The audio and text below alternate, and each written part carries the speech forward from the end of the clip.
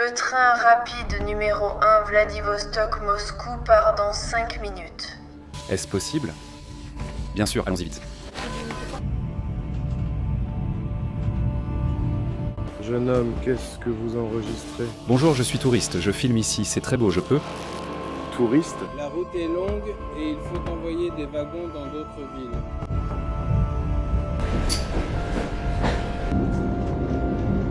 Quel est ton wagon? Le 00, il est arrivé? Plus vite. Après un bref arrêt à Khabarovsk et à Birobidjan, voici maintenant l'heure de vérité, celle du véritable transsibérien. 6 jours bloqués dans un train vers Moscou. Allons-y. Après avoir fait halte à Khabarovsk et Birobidjan et découvert dans les chapitres précédents l'histoire du chasseur d'Ersou Ouzala et de l'oblast autonome juif, il est temps de s'immerger dans le parcours du mythique transsibérien, le plus long trajet ferroviaire continu de la planète. Comme son nom l'indique, le chemin de fer transsibérien désigne tout trajet sur rail qui traverse la région de Sibérie, un vaste territoire qui s'étend des monts Oural jusqu'à l'océan Pacifique.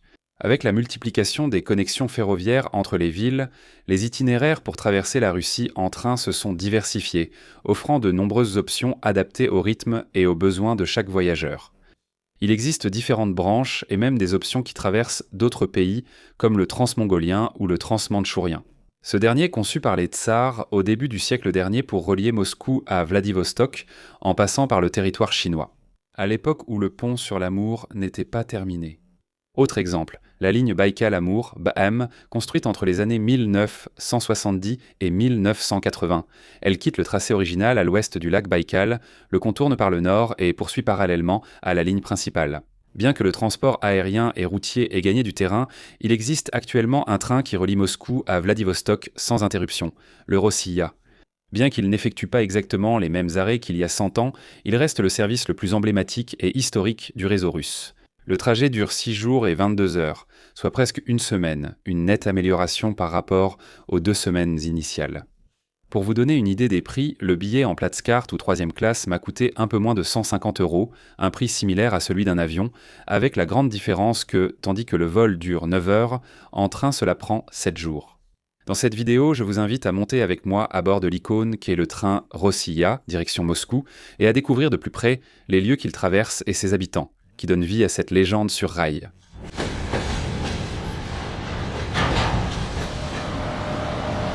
Le voici, le voilà, le train numéro 1.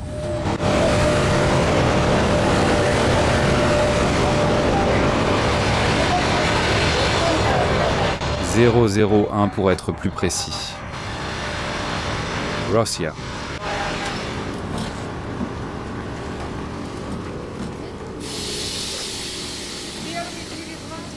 Через вагон, через меня не надо, а так можно через вагон.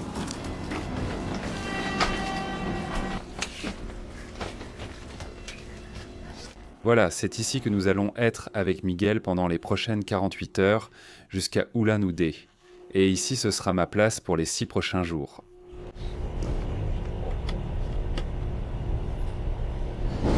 Nous sommes déjà partis il y a environ 1 heure. Nous sommes en route, traversant l'extrême-orient russe. En plus, c'est très beau maintenant, en automne, ce que les Russes appellent l'automne doré. À cause des couleurs dorées, des feuilles qui tombent, des champs qui sont très jaunis, et la nature ici est incroyable. Cela vient juste de commencer et déjà la beauté de la nature surprend. Une immense étendue de terrain avec à peine quelques maisons. Une route qui la traverse et il y a des camions de marchandises qui font leur chemin jusqu'à Vladivostok justement, comme le transsibérien, sauf que c'est par la route. C'est la première fois que je voyage dans le wagon 00. Je ne savais même pas que le premier wagon existait. Voici la locomotive et un conducteur qui fait une sieste. Ce n'est pas celui qui conduit en ce moment, c'est celui de devant. Celui-ci se repose.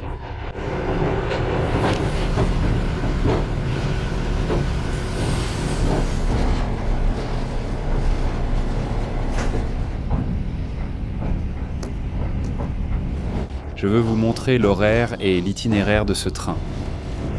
Comme je vous l'ai dit tout à l'heure, c'est le 001 Vladivostok-Moscou.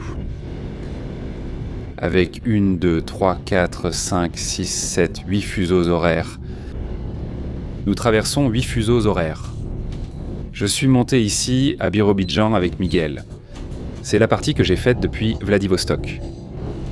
Pour que vous voyiez la comparaison, ce petit bout. Et tout ça, c'est ce qu'il me reste à parcourir. Les 6 jours, plus de 6 jours.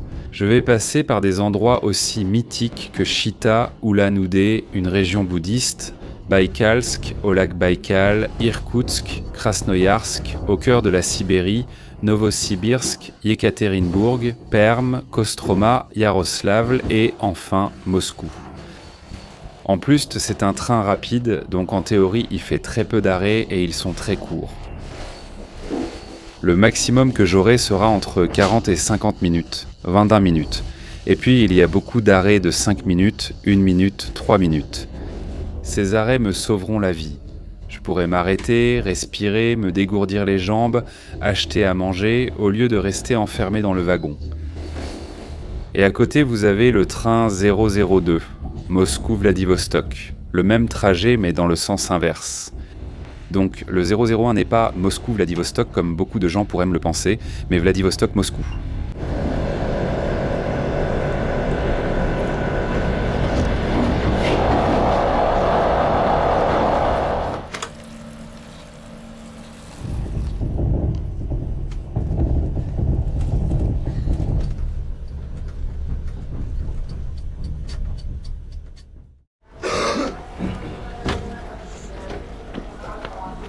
Premier arrêt long du voyage à Skowrodino. Hier soir, un autre arrêt long était prévu, mais nous avons eu 1 heure de retard. Ce qui s'est passé, c'est qu'ils ont rattrapé le retard pendant la nuit, d'après ce qu'on m'a dit. D'1 heure de retard, nous sommes passés à 3 ou 4 minutes, à peu près. Et maintenant, nous avons déjà avancé l'heure d'1 heure. Nous sommes passés d'un fuseau horaire à un autre. Seulement 1 sur un total de 8 que je vais faire pendant ce voyage. Je n'ai même pas encore passé 24 heures dans le train. Et ça commence déjà à devenir pénible. J'ai pour compagnon un ivrogne qui tousse tout le temps sans dents, un type qui ressemble à un bûcheron de Sibérie, costaud, rude, qui coupe la saucisse avec un cutter comme ceux qu'on utilise pour couper des cartons. Heureusement que Miguel est là pour m'accompagner et rendre le voyage un peu plus agréable.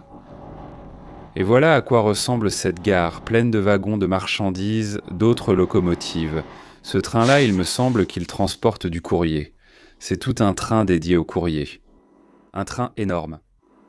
Je me suis rendu compte que je suis probablement le seul de mon wagon à faire tout le trajet jusqu'à Moscou. Le reste, la majorité, s'arrête à Novosibirsk, la capitale de la Sibérie, pour ainsi dire, le centre névralgique. Je suppose que jusqu'à Novosibirsk, j'aurai ses compagnons, mais ensuite d'autres monteront. Pour l'instant, le train est assez vide.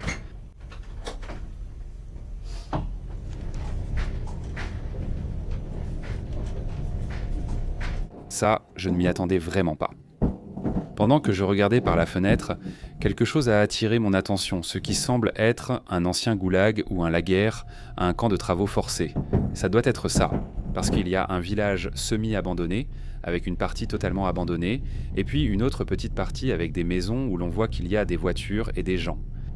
Et plein de bâtiments avec une clôture, une grille et des barbelés, et on peut même voir les miradors où les gardes se postaient dit pour surveiller.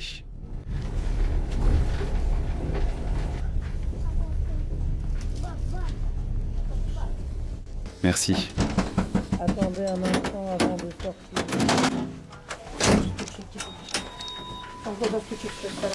Est-ce que je peux entrer ? Bien sûr, allons-y.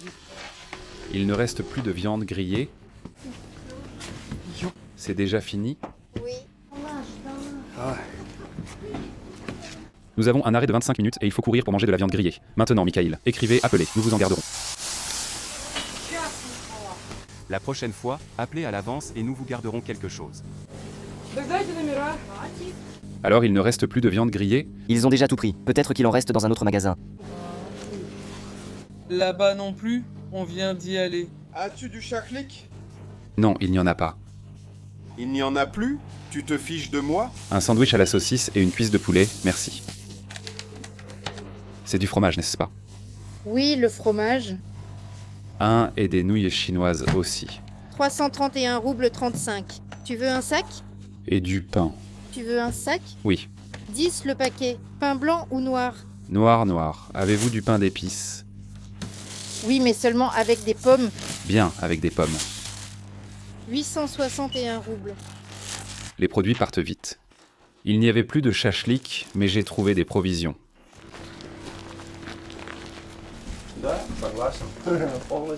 Voici ce que j'ai eu le temps d'acheter, ce que nous avons eu le temps d'acheter au magasin, qui s'est vidé tout de suite. J'ai vu que les Russes demandaient en tout des nouilles chinoises, alors j'ai fait pareil. Celles-ci sont épicées. Un bout de pain, un morceau de pain, voilà. Petit fromage. La saucisse en pâte, c'est littéralement comme ça qu'on l'appelle. Poulet qu'ils vendent ici sous vide déjà cuit. Ce sont des flocons de pommes de terre et du pain. Et le classique prianique de Toula. C'est une douceur qui contient de la pomme dans ce cas. Aperçu de base de ce qu'on trouve dans les petites boutiques. Je pense qu'il y a toujours ça. Ça ne change pas beaucoup en général, nous étions en train de rire. Eh bien, au moins regardez ici la présentation qu'ils font et ensuite ce que vous recevez.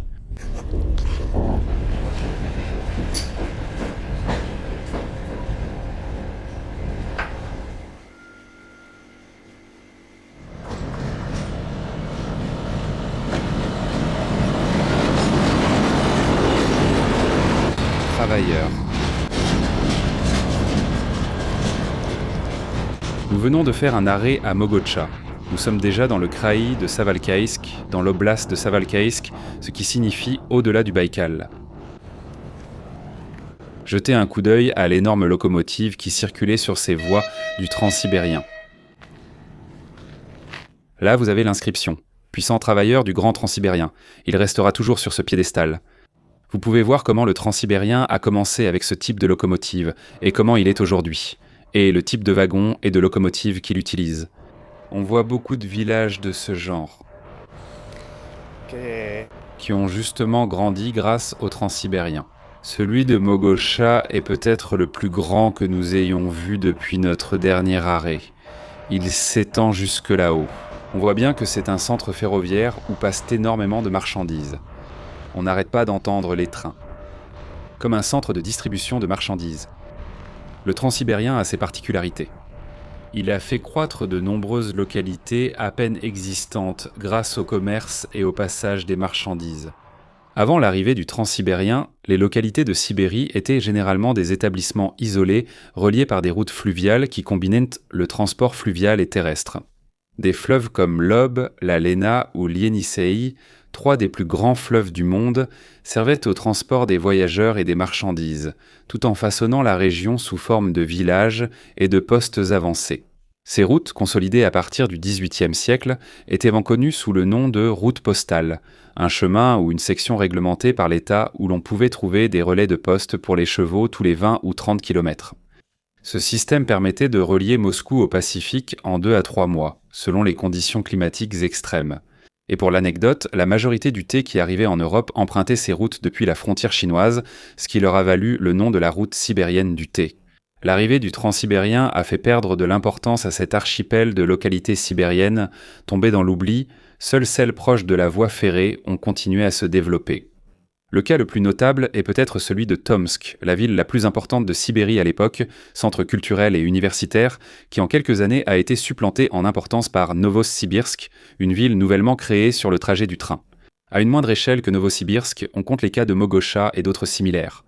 Des établissements créés strictement pour servir à la construction du Transsibérien et dont l'existence est historiquement liée à la maintenance technique, à la logistique ferroviaire et à l'exploitation des gisements miniers environnants.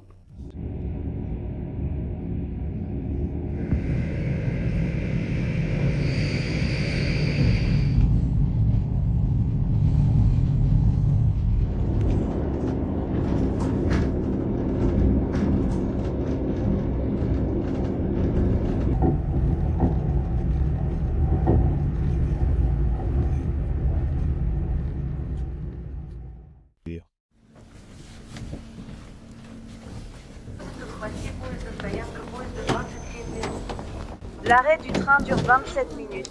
Merci de votre attention. Une brève mise à jour, il s'est déjà écoulé plus de 48 heures depuis notre départ de Pirodvitchan. Miguel, on s'arrête, on est à Oulan-Oudé. Et derrière moi, j'ai une autre locomotive à vapeur qui parcourait ces lignes du transsibérien. Et il me reste 100 heures de plus avant d'arriver à Moscou. Et en plus sans Miguel.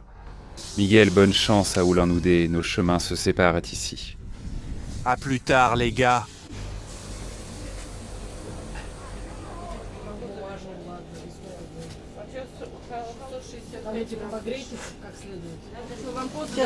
Buse Bouriati, 2 tomates, un thé et un café noir à 30 roubles. Чай и кофе, вот этот черный, который 30 стоит. C'est du thé de Bouriati, n'est-ce pas? Ça se boit avec du lait et du sel. D'accord, je le prends. Donnez-m'en 3 et aussi du thé noir. Comme je ne vais pas pouvoir m'arrêter en Bouriati, une région bouddhiste, l'une des 3 que compte la Russie, avec Touva et Kalmouki, si je ne me trompe pas, je vais au moins goûter la nourriture typique d'ici. Regardez ce que je me suis pris. Pâte farcie à la viande. À votre santé. Après avoir mangé des nouilles pendant 2 jours d'affilée, ça, c'est un vrai régal. Tenez, le voici. Je n'aurais jamais imaginé à quel point l'extrême-orient russe est vaste si je n'étais pas venu en transsibérien. En avion, le trajet paraît plus court, mais en transsibérien, il nous a fallu près de 3 jours pour atteindre le Baïkal. Et techniquement, pour certains géographes, la Sibérie commence au Baïkal, jusqu'au mont Oural. En fait, pour l'administration soviétique, c'est à ce moment-là que le terme Sibérie a changé. Il englobait auparavant tout jusqu'à l'océan Pacifique, puis seulement jusqu'au Baïkal. Et elle a appelé la partie qui va du Baïkal jusqu'au Pacifique, l'extrême-orient. Extrême-ouest. On remarque qu'on se rapproche du Baïkal. Ulan-Ude est à environ 6 ou 7 heures de train du Baïkal. C'est dommage car je vais le voir de nuit, donc je ne le verrai pas. Mais je reviendrai. Le lac Baïkal a été l'un des obstacles les plus difficiles à surmonter pour les ingénieurs du transsibérien en raison de sa profondeur extrême. Et à l'orographie du terrain qui l'entoure, la voie ferrée était interrompue à son arrivée. Pendant des années, afin de ne pas arrêter l'avancée des troupes, des voyageurs et des marchandises, l'Empire a eu recours à une solution unique à l'époque dans le transport ferroviaire, le transport maritime de train. 2 navires brise-glace furent commandés, le SS Angara et le SS Baïkal, ce dernier étant un brise-glace massif pouvant accueillir jusqu'à 25 wagons. Durant le cœur de l'hiver, quand les brise-glaces ne pouvaient traverser la glace épaisse, on a posé des rails sur le lac gelé. Les traverses en étaient plus larges, les wagons étaient désaccouplés afin de répartir le poids et ils étaient entretirés par des chevaux. Finalement, en 1905, la section circumbaïkalienne a été inaugurée et cette solution temporaire et risquée a pris fin. Baptisé le joyau de la couronne du Tsar, ce tronçon de seulement 260 km a coûté très cher, car il a fallu construire 33 tunnels et plus de 200 ponts et viaducs pour surmonter la topographie compliquée. De retour dans le train, le paysage montagneux qui avait dominé l'horizon pendant ces 3 jours devenait de plus en plus plat, avec quelques collines au loin et des forêts et des buissons aux teintes dorées. Les villages ruraux, riches en bétail et constructions en bois, défilèrent parfois par la fenêtre, tout comme de grandes usines ou des centrales hydroélectriques au bord de retenues d'eau. Ceci indique que dans cette région, l'une des moins densément peuplées du monde, le fer froid des rails du transsibérien laisse derrière lui une trace chaleureuse de vie et de civilisation. Après avoir pris un peu d'air frais lors de l'arrêt à Ulan-Ude, même si, pour être honnête, moins que je ne l'aurais voulu, nous avons mis le cap sur le Baïkal. Nous avons traversé des localités ferroviaires noyées dans une brume épaisse qui donnait une touche mystérieuse aux environs de ce majestueux lac. Comme si cela me disait que ce n'était pas le moment de se dévoiler, qu'il fallait attendre une autre occasion. De cette façon, nous avons roulé le long de sa rive pendant la nuit, sans apercevoir la moindre trace d'eau ou de côte de l'autre côté de la fenêtre, et ainsi, accompagné par le bruit omniprésent du train. Nouvelle nuit, la journée s'achevait, dépassant la moitié de l'aventure. Et où la fatigue, la monotonie et l'ennui se faisaient de plus en plus sentir, diluant peu à peu le romantisme du voyage.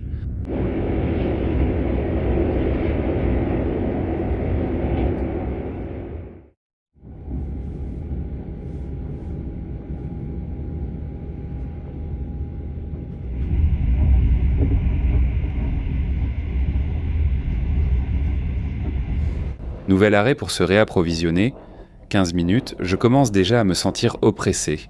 Je ne sors que toutes les 4 heures pour 15 minutes, 20, avec un peu de chance une demi-heure. Le reste des arrêts ne dure qu'1 minute et je ne peux rien faire. Mais jetez un coup d'œil à l'arrêt où nous sommes maintenant, une toute petite halte au milieu de la Sibérie. Nous arrivons déjà à Krasnoïarsk. Je me suis procuré un pain, un sandwich et une saucisse de Sibérie. Et là-bas, au fond, une statue a attiré mon attention. Celle-là, avec une mère et un enfant, comme s'ils faisaient leur adieu au père, au mari. J'imagine que c'est pour aller travailler en prenant le transsibérien vers des terres lointaines. Et là-bas, au fond, encore une fois, une autre locomotive à vapeur, au charbon, comme on en voit partout dans ces gares de Sibérie. Dans presque toutes, vous trouverez une ancienne locomotive qui circulait sur ces voies. Et voici la boutique où je me suis procuré des provisions, de petits stands qui nous sauvaient la vie. Littéralement, car l'autre choix dans les trains, ce sont des nouilles instantanées et de la purée de pommes de terre en poudre. Et franchement, au bout du 2e jour, tu en as déjà ras-le-bol, les nouilles te sortent par les oreilles. Voilà, retour dans le train.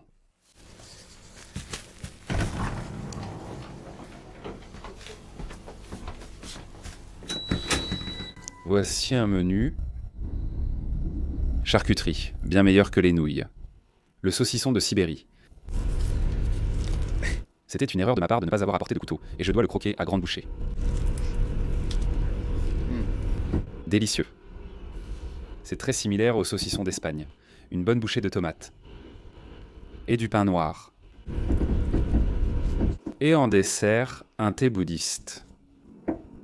Je l'appelle ainsi. Ce sont les thés qu'on trouve dans cette région bouddhiste. Je l'ai acheté en Bouriatie. C'est au lait et c'est salé, même s'il vient en poudre. C'est ceci-là. C'est ce type de thé qu'on trouve au Népal, au Tibet et dans toutes ces régions bouddhistes. Et un truc de chouchonka, qui est du lait meringué, si je ne me trompe pas, ou du caramel liquide. Très typique en Russie. Ceci m'a été offert par la chef de wagon, je me lie d'amitié avec elle, et on s'offre des choses. C'est l'un des avantages de passer autant de temps avec la même chef de wagon. À vous, à votre santé.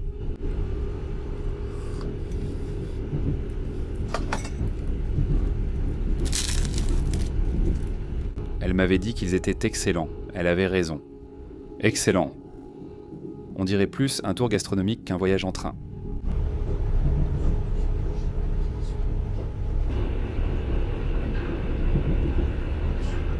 À bord du convoi, le temps semblait passer de plus en plus lentement, comme si les fenêtres étaient un projecteur diffusant un film en boucle. Avec le cliquetis du train, la scène devient parfois redondante et la notion du temps se perd dès que l'on cesse de regarder l'heure. Après avoir quitté la ville historique d'Irkoutsk, la plus grande des villes proches du lac Baïkal, nous nous sommes enfoncés en pleine Sibérie en direction de Krasnoïarsk, le cœur administratif de ce que l'on appelle la partie centrale de la Sibérie. La taïga devient omniprésente.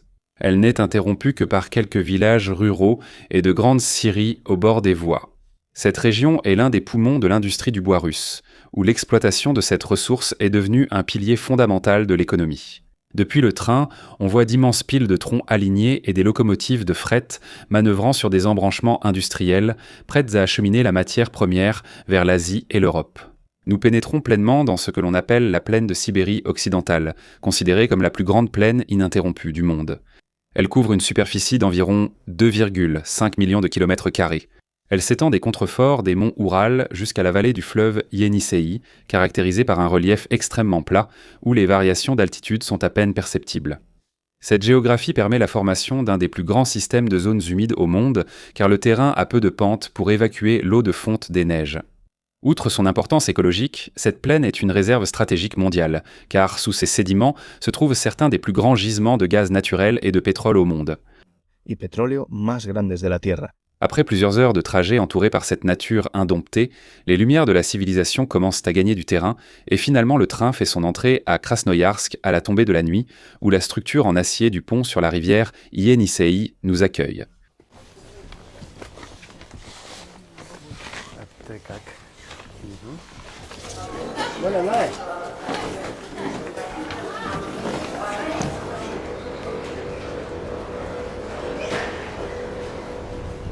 Enfin, un peu de liberté après avoir été enfermé et n'avoir vu que des gares. Bon, ce n'est pas que ça change beaucoup, je suis sur la place centrale de la gare de Krasnoïarsk, la capitale de la Sibérie orientale, située sur les deux rives de la rivière Ienisseï, qui va jusqu'à l'Arctique. Je n'aurai pas le temps de voir grand-chose parce que entre le moment où tu entres et tu sors, tu perds déjà 15 minutes et on n'a que 40 minutes d'arrêt, 35 selon la Provodnitsa pour les passagers, selon la chef de wagon. Jetez un coup d'œil. La première chose qui nous accueille ici, c'est une fresque. Je ne sais pas si c'est Lénine, ça en a l'air, mais je n'en suis pas très sûr. En tout cas, c'est peut-être pour les cheminots ou pour la Révolution d'octobre. Je n'arrive pas à le lire, mais ça occupe tout le mur de ce bâtiment sur la place de la gare, du bâtiment de la poste. Je ne me promène ici que depuis 10 minutes et mon train est déjà appelé pour l'embarquement. Eh bien, voici la place de la gare. Elle n'a rien de spécial, avec les trolleybus. Pleine de voitures, il pleut. Même s'il ne neige pas, ça pourrait être pire, mais il fait froid. Et ici, derrière moi, un lion avec une pelle et une faucille. Je ne sais pas ce que ça signifie. On a trouvé de l'or ici, et la faucille doit venir de la culture de quelque chose, même si en Sibérie, on ignore quoi. Je regarderai plus tard pour voir ce que signifie ce lion avec la pelle et la faucille. Regardez, et la gare de Krasnoïarsk, immense, très belle. La plus grande que j'ai vue parmi tous les arrêts du train sibérien. D'accord, on rentre à l'intérieur, encore une fois. Au fait, regardez l'affiche qu'il y a ici sur la porte.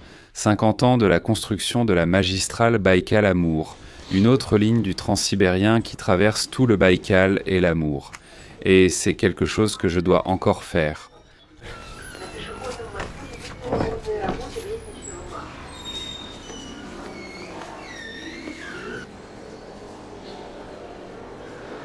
Comme il ne pouvait en être autrement, dans les boutiques de souvenirs, il y a toujours un animal sibérien empaillé, et des petits ours et des hiboux en porcelaine. Bonjour.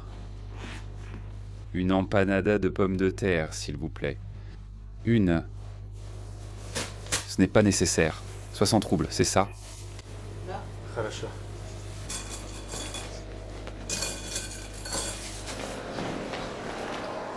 Un peu de provision de la grand-mère de Krasnoïarsk.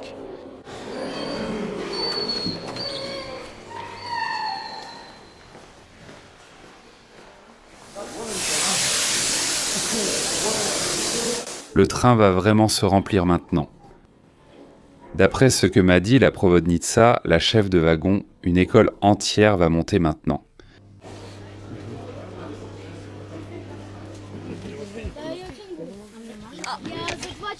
Bon appétit.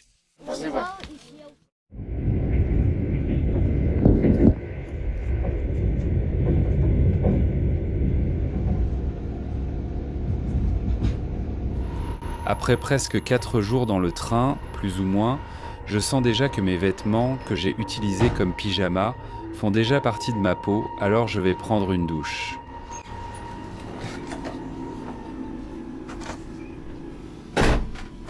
Celle-ci, c'est la douche. Normalement, ça coûte 150 roubles, mais pour notre wagon, c'est gratuit. Et par contre, je n'ai pas de tongs, ça va être une vraie épreuve pour mes pieds. Je dois dire que les toilettes russes sont très propres. Chaque heure, à l'heure précise, ils les nettoient. Tout compte fait, ce n'est pas si mal. Allons-y. Première douche dans un train et dans le transsibérien. Voilà, c'est bien chaud, j'appuie sur le bouton. Et voilà, c'est aussi simple que ça. Le bouton, comme vous pouvez le voir, dure 20 secondes. Eh bien, très bien, c'est bien chaud.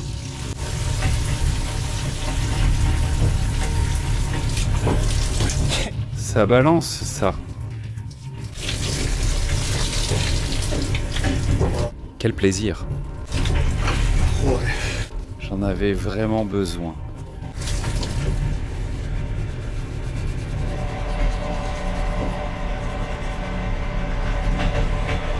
Comme neuf.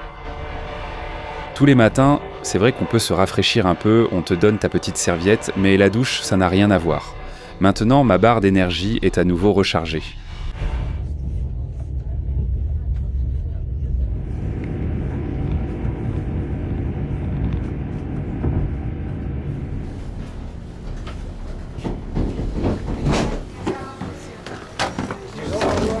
Bonne journée. Merci et au revoir. Bonjour depuis Novosibirsk, la ville la plus importante de Sibérie et l'arrêt le plus long des 132 que fait ce train après Khabarovsk. J'ai 1 heure, alors je vais me dépêcher pour voir ce que je peux découvrir. Regardez la première chose que je vois avant de sortir de la gare, la locomotive à vapeur. Celle-ci est vraiment ancienne. Je ne sais pas si vous la voyez, elle est dans cette vitrine en bois et en fer. Et en fait, Novosibirsk a été fondé comme un village pour construire la voie du Transsibérien qui traverserait le pont de l'Obi. En fait, elle s'appelait Novo-Nikolaïevsk, en l'honneur du tsar Nicolas Koto. Précisément, la construction du Transsibérien, comme cela s'est produit avec beaucoup de ces villes ici en Sibérie et en Extrême-Orient, a permis leur croissance économique. En fait, la gare de Novosibirsk est la plus grande que vous trouverez sur ce Transsibérien.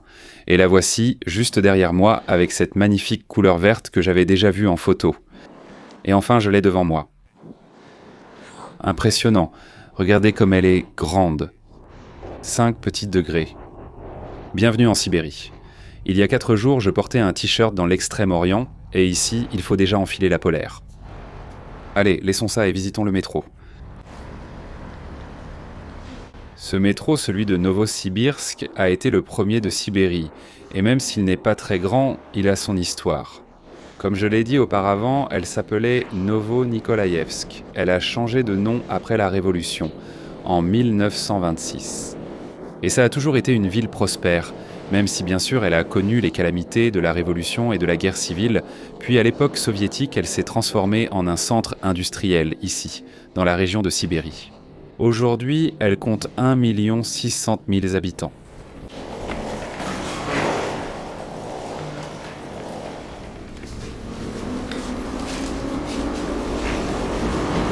Le voici, le métro, 35 roubles.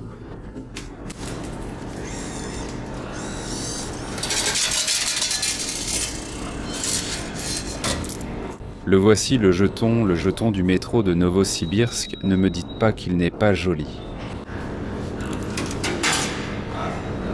Le métro, comme je l'ai dit auparavant, est très petit, il y a 2 lignes, et il a été construit à la fin des années 70, début des années 80.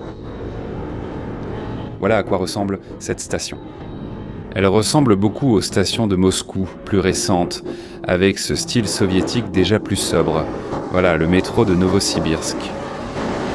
Waouh, regardez l'écusson.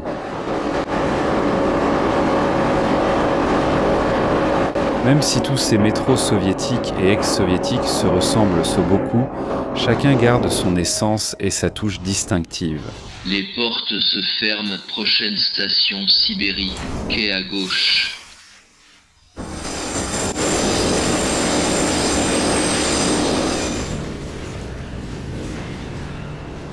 Waouh, regardez cette station, comme elle est belle, Sibirskaya de Sibérie, la station de Sibérie. Regardez ces fresques, sortes de mosaïques avec des pierres de différentes couleurs, les explorateurs à cheval, les oiseaux, avec des motifs de la nature, plein d'animaux. Bien sûr, les colonnes sont aussi présentes. Il y a aussi des peintures rupestres représentant les gens, les anciens habitants de ces régions, les autochtones, et encore plus de fresques d'animaux. Et des habitants autochtones, ensemble, tirés par les huskies. Je dois me dépêcher, je n'ai plus de temps. Allons-y.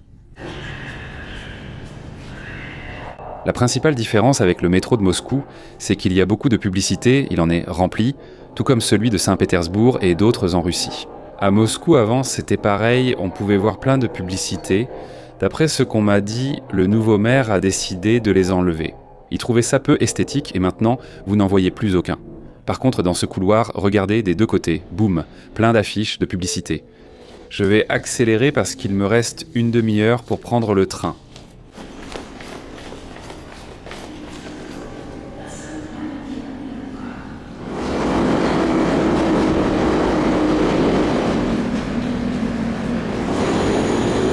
Le métro est bondé, voyez tout ce monde.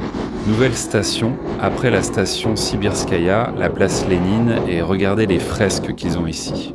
L'année de la Révolution, 1917, avec une torche brisant les chaînes, comme pour symboliser la liberté. C'est la première fois que je vois cette symbolique de la torche et des chaînes. Ici en Russie et là, de l'autre côté du quai, vous avez un drapeau avec le visage de Lénine et ce qui semble être le Kremlin de Moscou. C'est la station. Bon, je vous dis au revoir, on sort déjà dans la rue.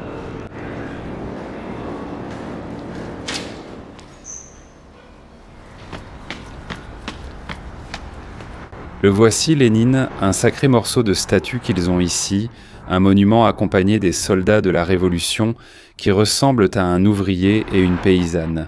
Et Lénine, imposant, le plus grand de tous. Sur ce piédestal au centre de la place Lénine et derrière ce monument de Lénine. Ce que vous voyez là, c'est le théâtre du ballet et de l'opéra de Novosibirsk, le plus grand de toute la Russie, même plus grand que le théâtre Bolchoï de Moscou. Impressionnant.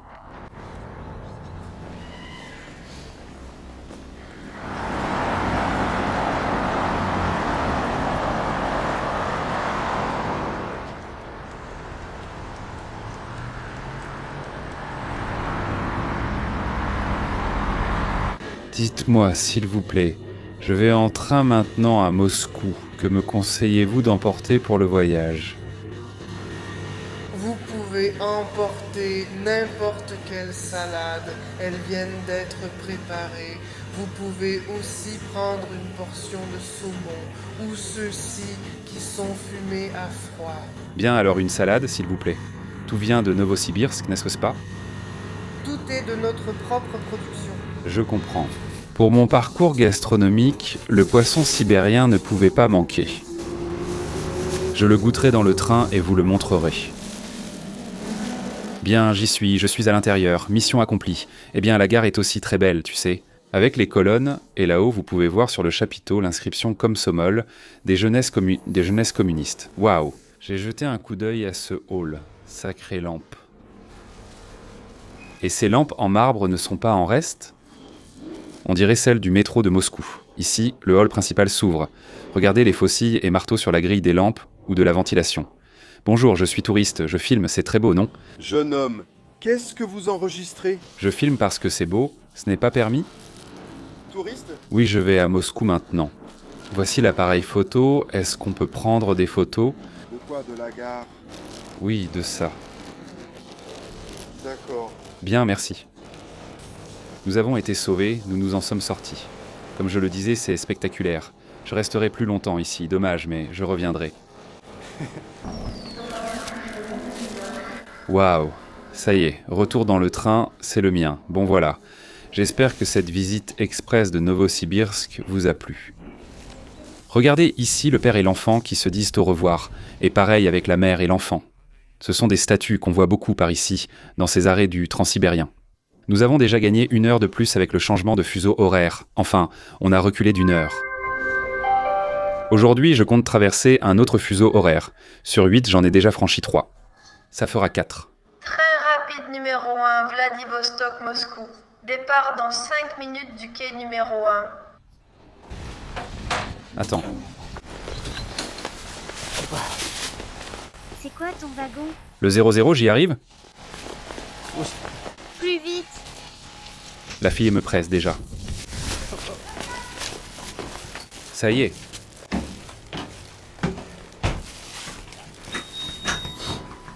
Après cette visite rapide à Novosibirsk, il était temps de remonter dans notre cher train, le coursier sur rails. Encore une fois, des forêts, de grandes usines et des wagons remplis de marchandises défilaient devant moi lorsque je regardais par la fenêtre. Ainsi, nous avons poursuivi notre route vers les monts Oural, la frontière géographique qui sépare le continent européen de l'Asie, et enfin, nous avons laissé derrière nous l'immense Sibérie. Vers 5h30 du matin, nous sommes arrivés à Yekaterinbourg, ville historique où les bolcheviks mirent fin à des siècles de dynastie des Romanov en exécutant les tsars. Dernière grande ville avant de franchir les montagnes et de partir vers Moscou.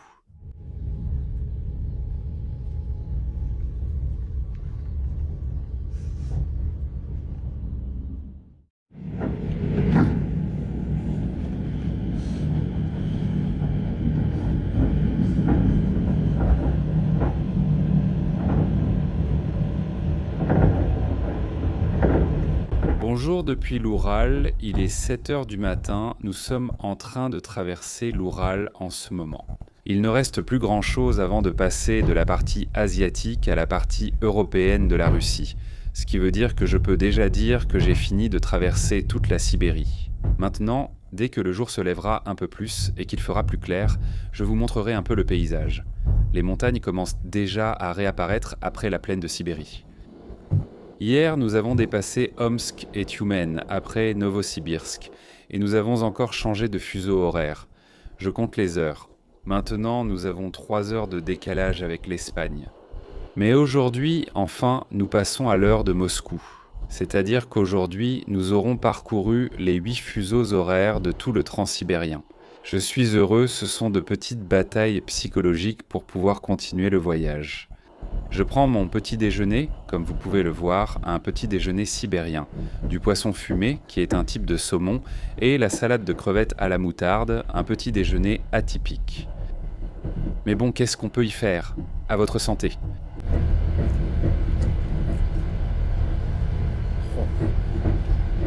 Eh bien voilà, vous l'avez ici. Ça n'en a pas l'air, mais c'est un vrai délice, c'est excellent.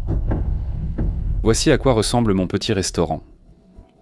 La tomate, le poisson, le pain, un café avec une brioche que je viens d'acheter. J'ai rencontré toutes sortes de voyageurs pendant ces 6 jours, des grands-mères qui vont rendre visite à leur famille. 6 ans plus tard ou 8 ans plus tard, après avoir parlé avec elles. Et elles se souvenaient de l'époque soviétique, avec beaucoup de nostalgie, je ne sais pas, ce sentiment que le passé était toujours meilleur. Aussi avec des ouvriers, des travailleurs du bâtiment, certains d'Arménie qui rentraient chez eux après des saisons passées à travailler en Russie.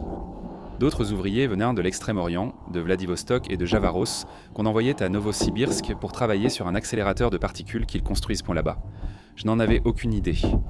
Très curieux. Il y avait aussi des soldats partant à la guerre, à l'opération militaire spéciale comme on dit ici. Ici, on voit surtout des gens faisant de courts trajets. Soit on fait le trajet jusqu'à la moitié, jusqu'à Yekaterinbourg, ou bien d'Yekaterinbourg à Moscou plutôt, ou de Vladivostok à Novosibirsk, Krasnoyarsk, jusqu'au centre de la Sibérie. De toute façon, c'est quelque chose parce que ce sont 4 jours, personne ne te les enlève et il faut les passer enfermés dans le train.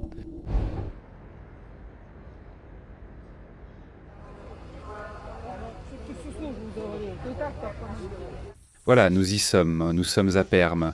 Officiellement, nous avons traversé l'Oural, nous ne sommes plus dans la partie asiatique ni en Sibérie, et nous sommes dans la partie européenne de la Russie. Il ne reste plus que 24 heures avant d'atteindre le kilomètre zéro du transsibérien à Moscou. Je n'arrive pas à y croire.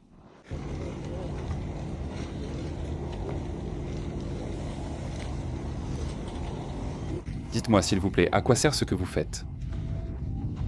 On refait le plein d'eau, pour le thé, pour le bain. Je comprends, merci. C'est de l'eau potable. Oui. Ici à Perm, à quelques kilomètres, en dehors de la ville, se trouve l'un des derniers goulags que l'on peut visiter. C'est une sorte de musée. Un goulag transformé en musée. Dans les forêts profondes de l'Oural et sur les rives de la rivière Choussovaya se trouvait le camp Perm 36, l'un des nombreux camps de travaux forcés et de détention communément appelés goulag à l'époque soviétique.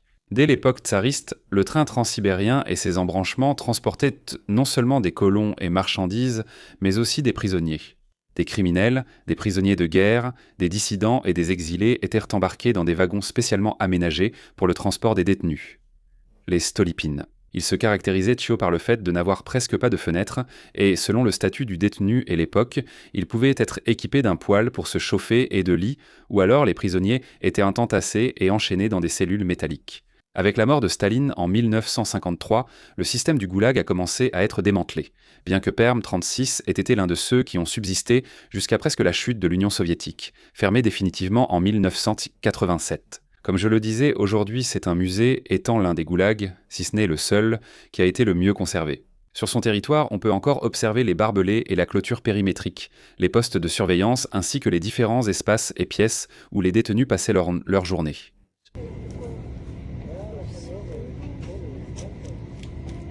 Vous avez accroché un wagon, comment ça fonctionne ?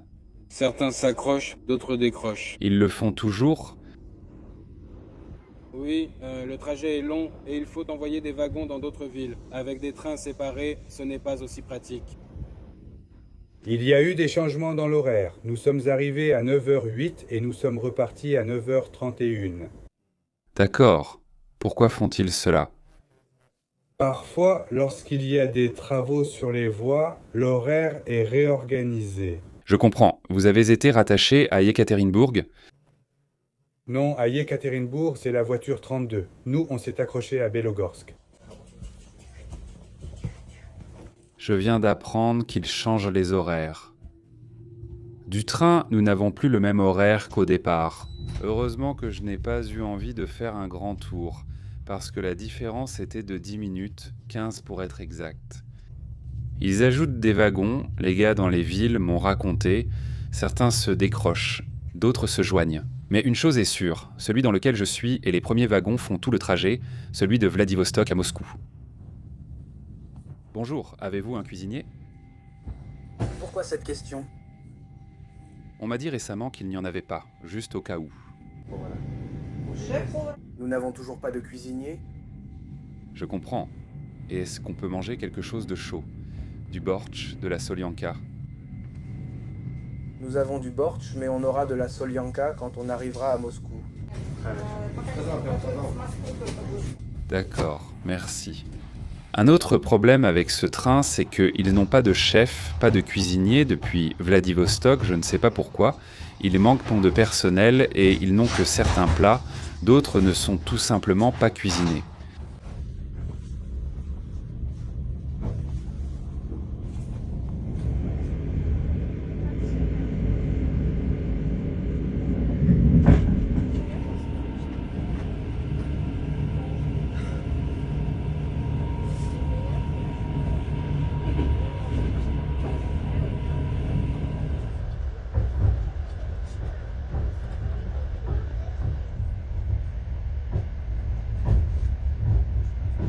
Moment historique dans le voyage, je suis enfin à l'heure de Moscou.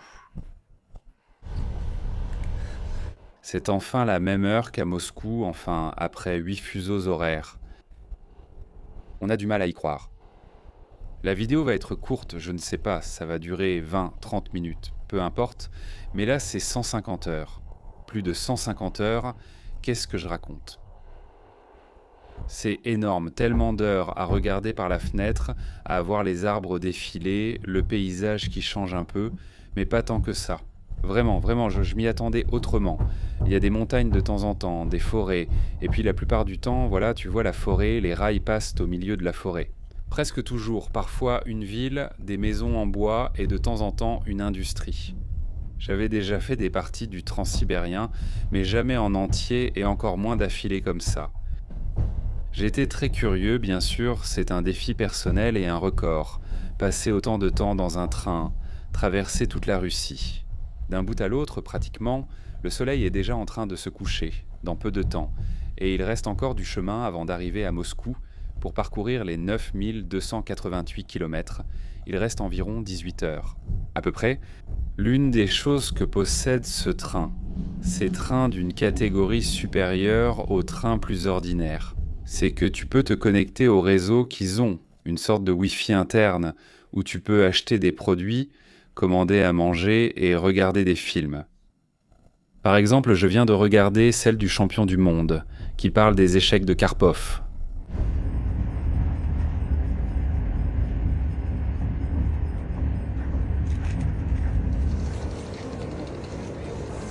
Dernier grand arrêt avant Moscou, Kirov, une ville qui s'est aussi beaucoup développée grâce aux transsibériens à la fin du 19e siècle, début du 20e, et c'est une ville historique. Elle a déjà pas mal d'années, elle a fait partie de Moscovie pendant plusieurs centaines d'années. Jetez un œil, voici le blason et voici la gare. 20 minutes pour se promener un peu plus, pour dégourdir les jambes. C'est très fatigant, déjà 6 jours sans se promener, sans marcher. Et voyons si je peux trouver quelque chose à manger. J'ai vu qu'il y avait un kvass célèbre ici.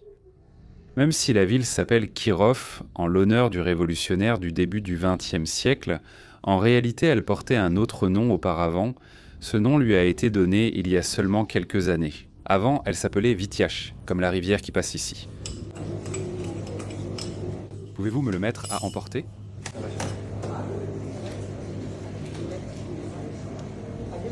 Eh bien voilà, aussitôt dit, aussitôt fait. Kwas Viatski. Je me suis trompé, l'ancien nom du village était Viatsk. Et de là vient l'usine de Kvass, le Kvass Viatski. Quelque chose de plus typique pour la liste de ce transsibérien.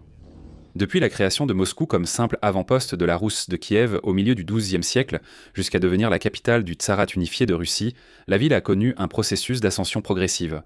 Les différents principautés qui composaient le Grand-Duché de Moscou ou Moscovie se sont renforcés face aux invasions mongoles, qui au XIIIe siècle avaient insoumis celle-ci ainsi que d'autres régions. Grâce au commerce, à la collecte des impôts et à la conquête, ils se sont frayés un chemin contrôlant les forêts et les routes fluviales. De plus, après la chute de Constantinople et de l'Empire byzantin aux mains des Ottomans en 1453, la Moscovie s'est érigée en héritière de la tradition chrétienne et a commencé à se désigner comme la Troisième Rome. Des villes comme Yaroslavl, Kostroma, Souzdal ou Vladimir font partie des villes historiques connues sous le nom d'Anneaux d'Or, un ensemble de cités où l'on peut encore voir l'essence de l'ancienne Moscovie dans leurs rues et leurs bâtiments. Dans le cas de Viatsk ou Viatka, il ne s'agissait pas d'une principauté ordinaire, mais d'une république commerciale d'hommes libres, similaire à Novgorod. Axée sur le commerce des fourrures et de la cire, elle fut conquise par la Moscovie à la fin du XVe siècle et constitue aujourd'hui un des principaux centres industriels et logistiques de la région Volga-Oural. Les voies du Transsibérien en ont fait un port sec stratégique. Après avoir effectué la dernière grande halte du dernier jour du voyage, et une fois acheté puis dégusté à ma place le kvass local, une boisson gazeuse à base de pain typique des pays slaves. Le sentiment de fatigue et d'épuisement accumulé laissait place à une brève et intense sensation d'euphorie. Car le lendemain, après des milliers de kilomètres parcourus sur les rails, nous arriverions enfin à Moscou. Merci messieurs, c'est désormais une réalité. Demain, j'arrive à Moscou. Je vais dormir.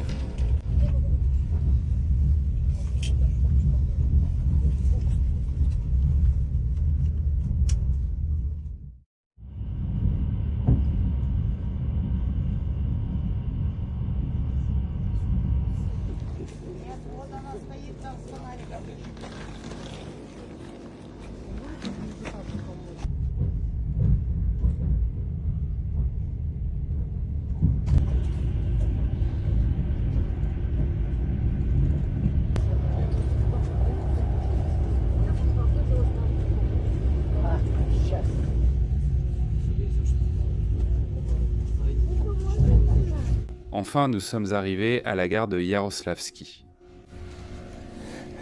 Ici, je quitte la place qui a été la mienne pendant ces 9288 km, Vladivostok, Moscou. Je ne remonterai pas dans un train avant plusieurs mois. Et quand je le ferai, sur le côté, je n'ai pas l'intention de le faire. Je vais plutôt garder ceux-là. Ce sont les bons. À plus tard. Au revoir, merci beaucoup.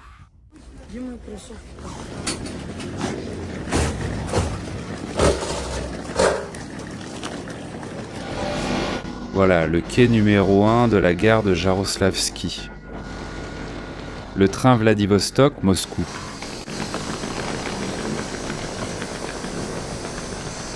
Et l'obélisque ou le poteau qui marque le début et, dans mon cas, la fin du trajet transsibérien. Le kilomètre 0 et le kilomètre 9, 1298, qui est celui qui se trouve à Vladivostok. Alors, depuis ce lieu épique, une nouvelle aventure accomplie, un nouveau défi relevé, un moment historique pour la chaîne.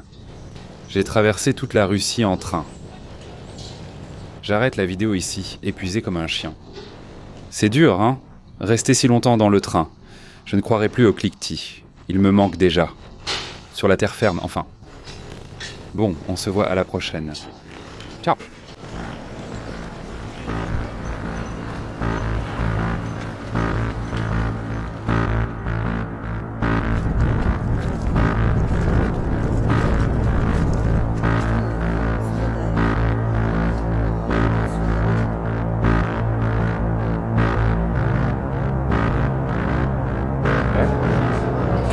C'est incroyable. Regardez, c'est exactement ce dont je vous parlais. Il fait déjà nuit. Le jour ne dure pas longtemps ici.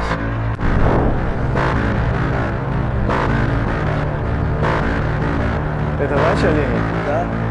Я мало не